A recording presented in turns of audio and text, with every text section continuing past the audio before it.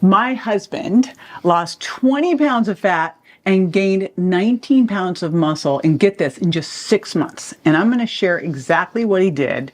And you're going to want to share this with your husband or your partner or your best guy friend too. Now, here's the deal. He's always been healthy, right? Yep. Yeah, when I met him, he had, some family heart disease risk factors. His dad had open heart surgery in his 40s, died in his 50s. But when I met him, we had a couple issues. He was only sleeping 5 to 6 hours a night. That's right. He might have had a little bit of a sugar problem. Just a little bit. Maybe just a little. And he was doing a lot of cardio, wasn't really doing that much weight. And when he was doing weight training, it was what I would refer to as more wimpy weight training. You weren't getting in quite as much protein. It was not. No, not at all. More of a carb guy. He looked good. He looked healthy. He looked fit. He might, maybe we'll show a picture. He was a little soft around the middle. But I mean, you wouldn't have been like, oh, whoa.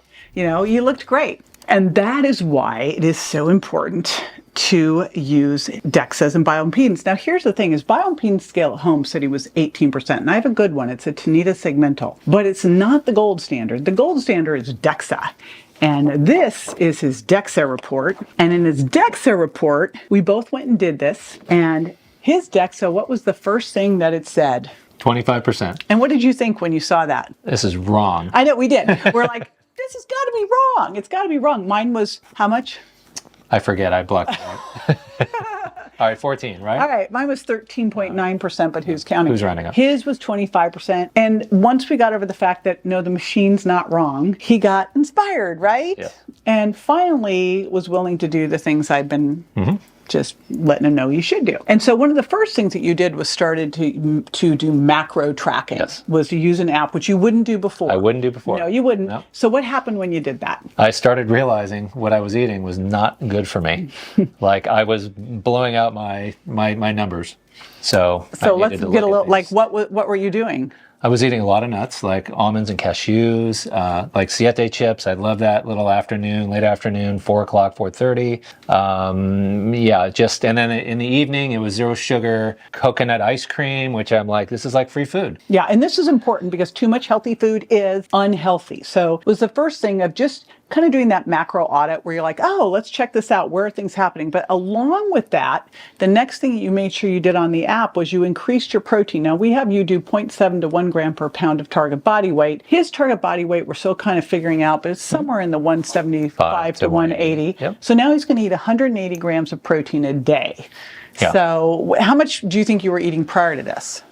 Probably maybe at most 100, 120. Okay. Yeah. And what about in the morning? How much were you getting in? Hardly any. Okay, it was a carb boost. There was a lot of granolas and things like that. It was That's really a problem in the morning because remember, in the morning, you've got to have that bolus of protein so that you get the leucine 2.5 grams or more. This is Dr. Donald Lehman's work, so that you can trigger mTOR to trigger muscle protein synthesis. Otherwise, you're just in that muscle protein breakdown. You're still in turnover and you got to shut that off. So that was a big deal. Yes. Yes. And you've been eating 4 meals. Been eating 4 meals. Yeah, because think about it. He needs to get in a lot of protein. So that's a lot to get in 3 meals. Okay. The other thing that we did was we did a gut test. And this was very funny because we did a GI map stool test and a food sensitivity test. And we happened to get the results back when we were on a cruise.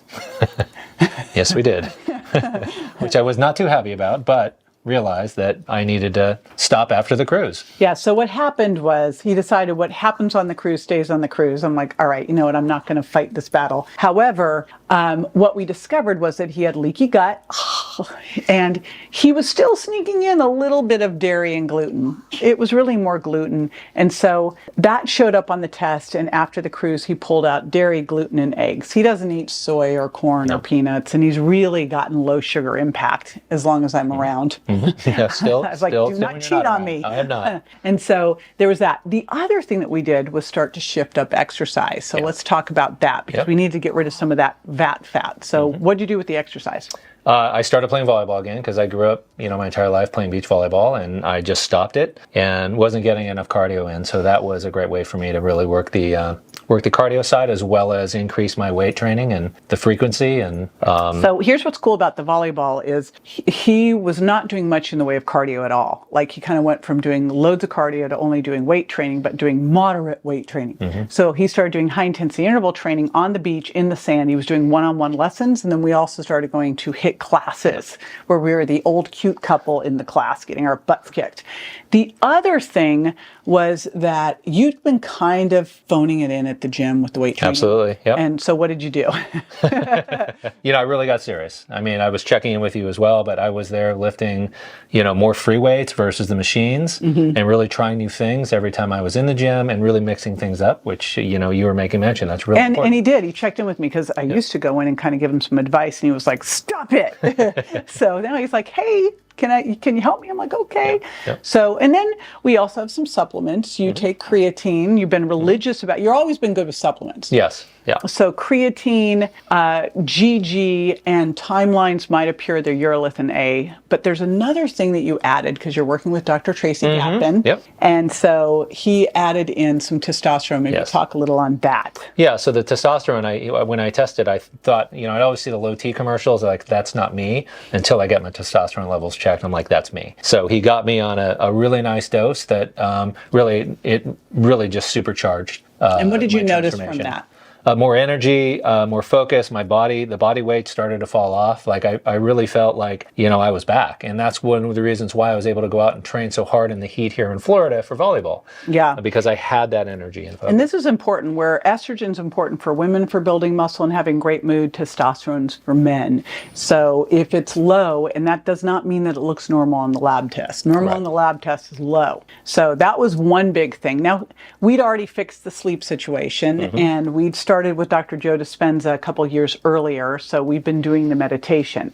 So all that stuff was happening. So we went and did this one, and I'm just going to get my glasses on so I can actually read these results. So, and the other interesting thing on this Dexa is it does something called an android gynoid ratio. Now, obviously, women will have more gynoid fat, that's hips and thighs, but what was crazy is this actually showed that he had a low T because he had high gynoid fat, which shouldn't be if you are a male with good testosterone levels. So it was another indicator when he started, which he's lost significantly. But we went in November of 2022, and that was when he was 25.4% body fat. Then we went back the next year in April, and he had gone down to 18.9% body fat. And then we went back again in June, 2 months later, and he was down to 14.3% body fat. And I'm guessing now you're more like 12%. Yeah. Now, here's the deal. Some of this, of course, is testosterone. So I want to be really clear. Testosterone is going to play a role, but it's not all testosterone. Like normally you'd gain maybe a pound of muscle a month, and this is him putting on 19 pounds of muscle. So, you've got probably 10 pounds of that is testosterone driven, hormone driven. But like, what a dramatic shift.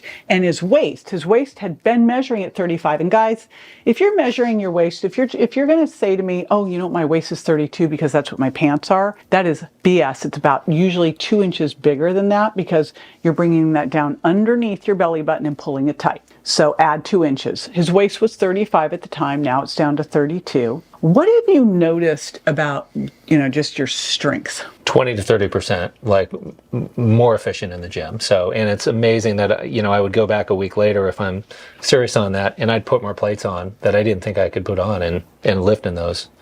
Okay, so what would you say to other guys at this point who are like looking at that going, huh? Yeah. Because they're not going to listen to me. I would say, number one, go get your testosterone checked. That is most importantly.